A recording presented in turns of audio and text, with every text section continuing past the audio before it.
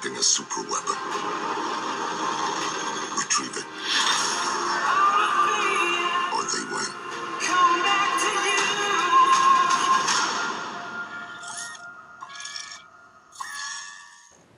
Hello everybody, welcome back to Screenstars. I'm here today to bring you my review for the 2023 science fiction film The Creator. The film is directed by Gareth Edwards and it stars John David Washington, Madeline Univoyles, Gemma Chan and Alison Janney. Now, the film focuses in the future. There is an alternate future where AI has essentially been designed to obviously make humanity live the better life, but it has turned on mankind. There has been a nuclear weapon detonated on US soil, so therefore the US declares war against all AI, artificial intelligence, which leads to a long and bloody war against America and artificial intelligence. We pick this up and John David Washington's character, called Joshua, is working undercover with a group within an AI camp. It is attacked. His pregnant wife is killed, and he is very, very injured, and he's done with it basically. And then the powers that be come to him and basically say to him, "We believe your wife's alive. The artificial intelligence are designing a new weapon that's going to end the war. We need you to infiltrate and stop them." The trouble is, when he discovers what this weapon is, it is in actual fact a child, a robot child, that he essentially takes under his wing and protects. Right.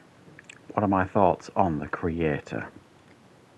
Well, this is I'm seeing lots of quotes from people and all that kind of stuff saying like flawed masterpiece, or all this kind of stuff going off, and I really do get that. This film, it's one of those films that when it's finished, you kind of like, I'm not 100% how I feel about that. There's one side of it, it's kind of like absolutely incredible visuals, brilliant world building, if you like, and some very, very nice performances. And then on the other side, you just can't figure out if the story is all shirt and no trousers almost. If that makes any sense. It almost feels like it's a film that's beautifully decorated, but there's not an awful lot of substance to it, is what I'm trying to get at, I suppose. The story isn't all that. It's not that complex, and it's not as intellectual, if you like, as what the film would like to make you think it is. Because, I mean, the visuals are so striking, it feels like this technology is here now. I mean, it just looks staggering.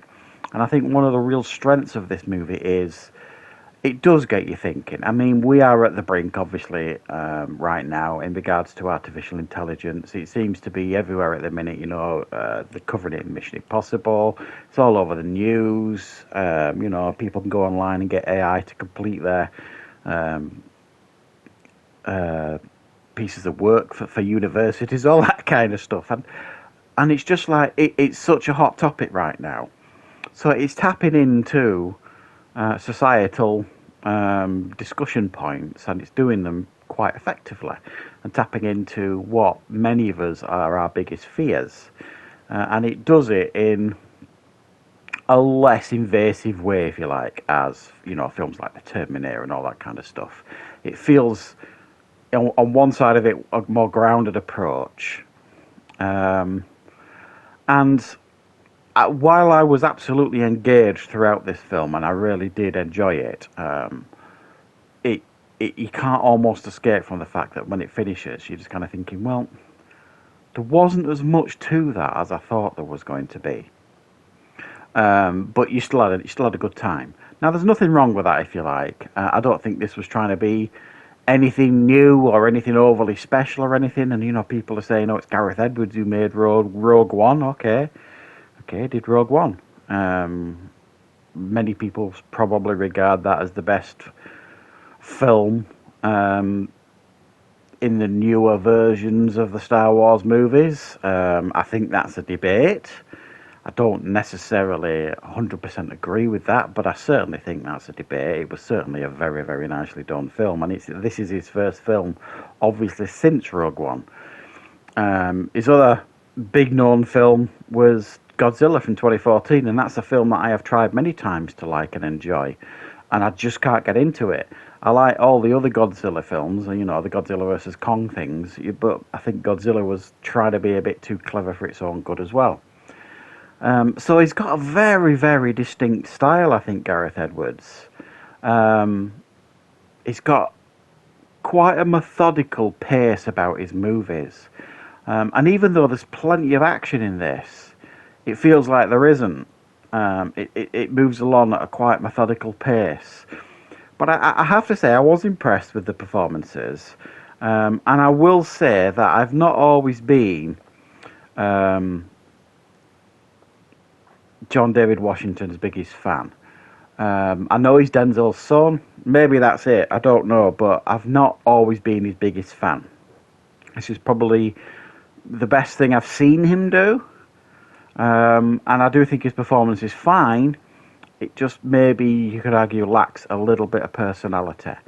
And I think that's my biggest criticism of his acting. I think his acting lacks a little bit of personality. But I think the real star of the show here is Madeline Una Voiles, who plays Alfie, this child artificial intelligence. A very, very touching performance by her, a very mature performance by her. She is absolutely the heart of the movie.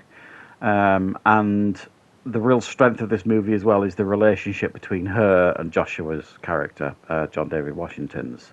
They're at the very heart of it, and they do have a nice arc, and you see their relationship develop as the film goes on, and that is absolutely the core of the film.